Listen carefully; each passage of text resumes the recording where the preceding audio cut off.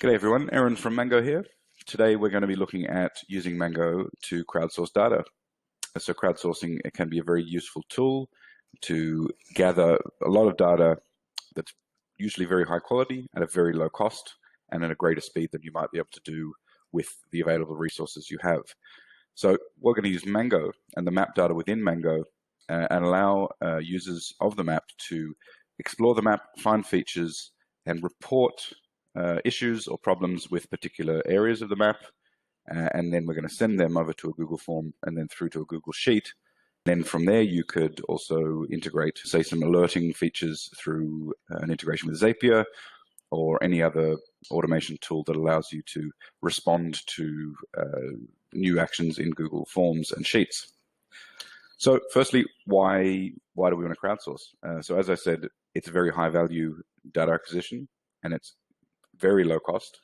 Really, once you set up, it's just set and forget. People can respond to it and you get to collect the data. It's also great for engagement of customers or community. If you have citizens that want to get involved, let you know what's happening in the community, this is a great way to gather data that, as I said, you may not have the resources to gather on your own. It also lets you identify problems that you may not have found yourself, and it lets you respond to those quickly and keep customers and the community happy. So what we're going to do today is we're going to look at a map with street data, and we're going to also build a reporting form, and we're going to generate a pre-populated URL that we can insert into your Mango pop-up, and that will let us pull out attribute values of selected features when a user reports issues on that feature. We're going to also build a permalink that allows the responder, the person receiving these reports, to go back very quickly and identify where on the map the user reported this from. And then we're going to bring it back into Mango and build a link to allow people to report. And we're also going to then show you how to distribute and monitor those responses. And then briefly we'll look at how to act on that data. How do we send alerts? How do we respond to reports? Okay, so let's get into it. Coming over here to my Mango account, what we have here is just some basic road data as an example around the Detroit Lakes area. And as you can see, if we zoom in and I click on a section here, we have a variety of attribute data for this section of road. And so as you can see here, we have this highlighted section of road. So we have road names, we have some Boolean data for, is it geocoded, is it named, is it paved? We have jurisdictions and tiers and so on, routing. So what we can do is really bring in any of this data or use any of this data and send that along in a pre-populated Google form. So assuming we have the map ready to go, we would first go over to Google Forms and build the form. And so here's a form I prepared earlier. It's called Road Hazard Reporting, and we want to help improve road safety and ensure rapid response. We have a couple of input fields for the user, name, some optional contact details. We have an issue type selector, which lets them select the type of issue they want to report. And of course, they have the other option if some of these preset ones don't fit the bill. And we have comments or descriptions where they could elaborate on what might be going wrong. So these details by themselves don't tell us about where it is. So we need to be able to provide the person who's receiving these responses some important data about what is being reported. So I have a section here, section 2, which is the report data. And so these are going to be pre-filled from our data set. So as you can see, we have the ID, name, community, some left start, left end, tiers, jurisdictions, and a feature link. Now I'm going to pre-fill each of these. Each of these have been set up to correspond to an attribute field within the data set, within that road data. And so I'm going to be able to pre-fill this by inserting into here the attribute placeholders that you might ordinarily use in a custom pop-up. So let me just explain what that is. If we come back to the map, we open the layers panel, and we look at this road layer here. So we're going to edit that layer and open up the pop-up. So if I open the custom pop-up, what we can see here is all of the attribute field names and then the repeated names wrapped in little curly brackets. And what these curly brackets tell Mango is for every feature that's selected, populate the value for this feature. So for this preview feature, for instance, the length is 260.9485. We have some ID numbers, we have routing information. Essentially, we have details for everything we need. And so what we need to do is we need to take these placeholders, these attribute variables, and we need to put them into the pre-filled form. So to do that, let's go back to the form here. I'm going to come up to the top right, click the little More button, and open the Get Pre-filled Link item. And what this does is lets us fill in some values that when the user clicks on this link, these values will already be populated. So at the top here, obviously we want the user to, or the reporter, to put in their own values for their name and the issue and the comments. But down here is what we want to pre-populate for them. So ID, let's bring this tab here. The ID is going to be a record ID. So I'm going to copy that attribute value, including the curly brackets. I'm going to paste that in there. Next one we have is name. I want road name. Community. This one's a little more clear. Sometimes these attribute values can be quite abstract. Sometimes we're lucky and they're very clear. So left from, so this is the numbers, the starting range for street numbering on the left-hand side of the road. We want right from, which is the numbering on the right-hand side of the road. So this helps us place it. Without looking at the map, we can kind of understand what that is, assuming we know the community. We want the tier. So this could be a class of road. We also want the jurisdiction. Who is responsible for this? And lastly, we want the feature link. Now this one is something we need to build separately. So the feature link, obviously this is the map linker here up in the address bar of the browser. And this is going to load the map at the overview level. It's not going to load the map at the feature that this user is reporting. But what we can see here on this feature pop-up, let me zoom to another feature here as another example. So each time we open this pop-up, we have a bookmark and a share option here. What that lets us do is share a link to this specific feature. So let me show you what that means. Let me click share link. I'm going to copy that link. I'm going to open up a new tab.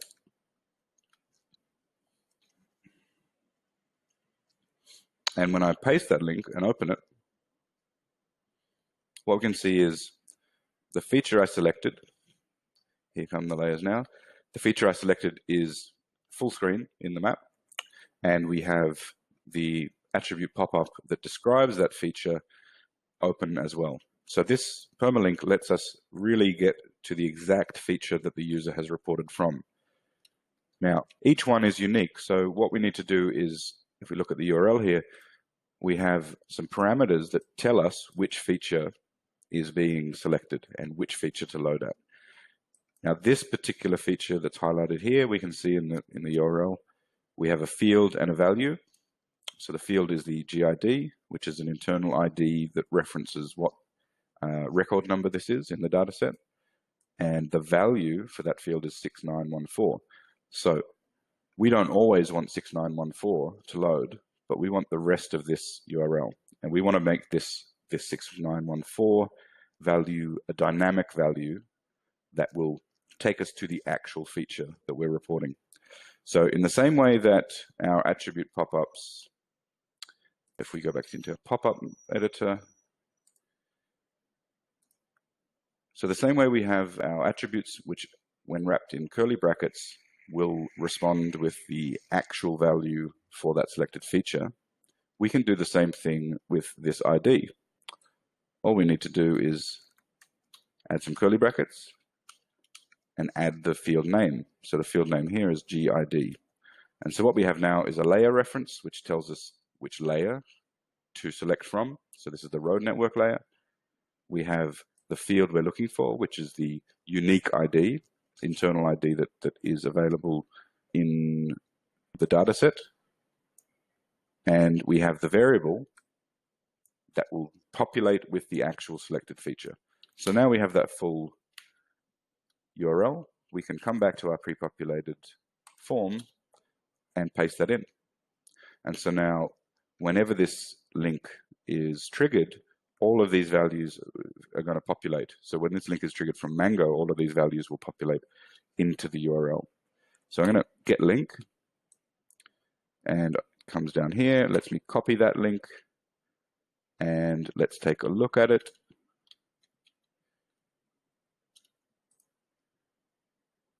And here we have it. So it looks quite complicated. It looks a bit baffling. But if we dive into it, we can see we have L from, we have L2, we have tier, we have juris for jurisdiction, and we have our URL here. So this is referencing the entry point in the form and the value that we're going to populate. But as you can see, the one thing that's missing is our little curly brackets. When Google Forms generate this URL, what they do is they encode it into what's called URL encoding. And this is safe for browsers, but for Mango, first we want to be able to transform our values into this link. So we need to make this Mango friendly. And to do that, what we need to do is look at these little symbols here, %7b and %7d.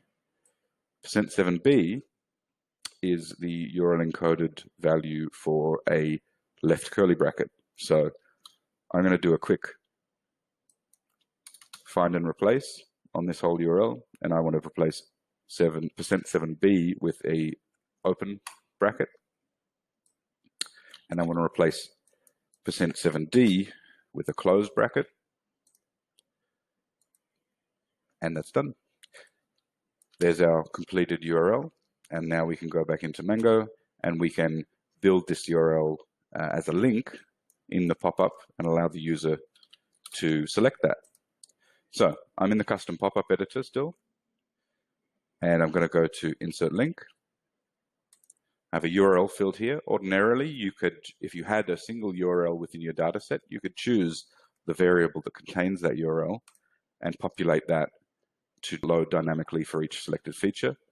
For our purposes, I just want to paste our whole Google pre-filled URL. I want to add some text,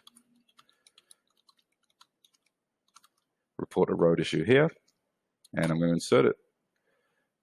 And there we have, there's a little preview of the link.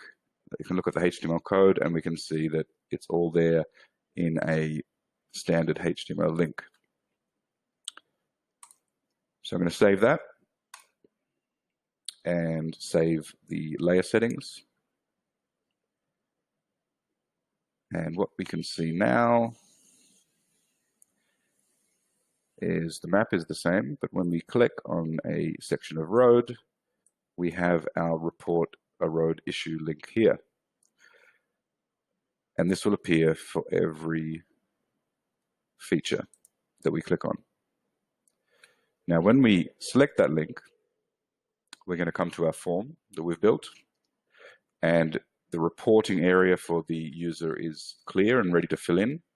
And if we go on to the next page, what we can see is that all the values from that feature have now been populated into this form. So we can see this one is Minnesota Avenue. Let's have a look at another line here. Open that one. We can see this one is East Grant Street. And again, all of the values that are unique to that section of road have been populated into our Google form, including our map link. So if we are the user of the map, we've gone around, we've had a look, and we've seen an area, we've seen a pothole here on East Grant Street, and we want to tell the local authorities about it. We come to the map, we click on the link, and we give our name and our contact details, and we say, big pothole, a large pothole near the bakery. And as you can see here, I've got a little note that says these are pre-filled values from your map selection to help us respond to this report. Please leave these fields as is and submit your report below. So this gives the summary of the feature that they're reporting. And when the user clicks submit, they get a little thank you. And we can come back to the form here, and we see now we have one response. That was from me, and the response type is a pothole.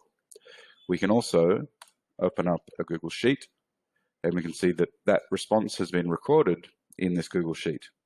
And it has all the values that the responder needs to use to act on this, including the map link. So if we open up that map link, we can see that this is going to take us straight back to the reported feature.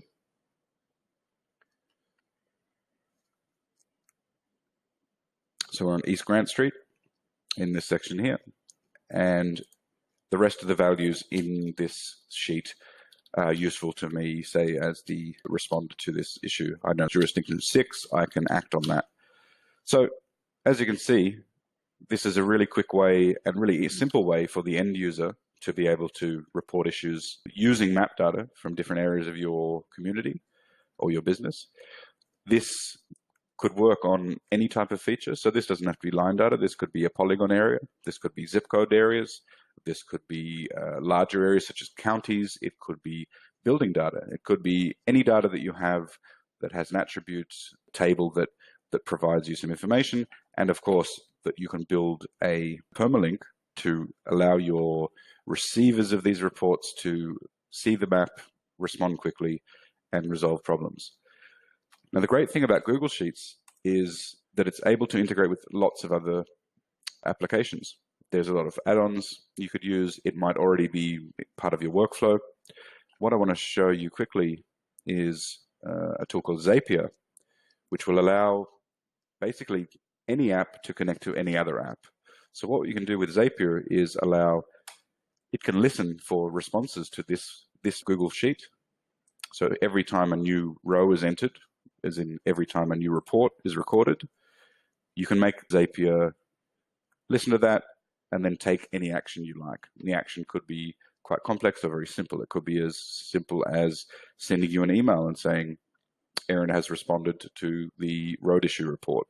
It could be linking several applications together. It could be sending an email. It could be sending data into a Salesforce database. It could be really doing just about anything. If we look at the applications here, there are essentially thousands upon thousands of different platforms, different tools, different functions. So just about anything you may already use in your business can integrate into this workflow and allowing you to get response data and distribute it elsewhere. And again, this saves you time. This saves the user time. They're simply issuing a report. You are then taking a series of steps after that to suit your business needs or your community needs. I hope that's been helpful. If you have any questions, feel free to get in touch, aaron@mangomap.com. You can also submit queries through our help center, which is help.mangomap.com.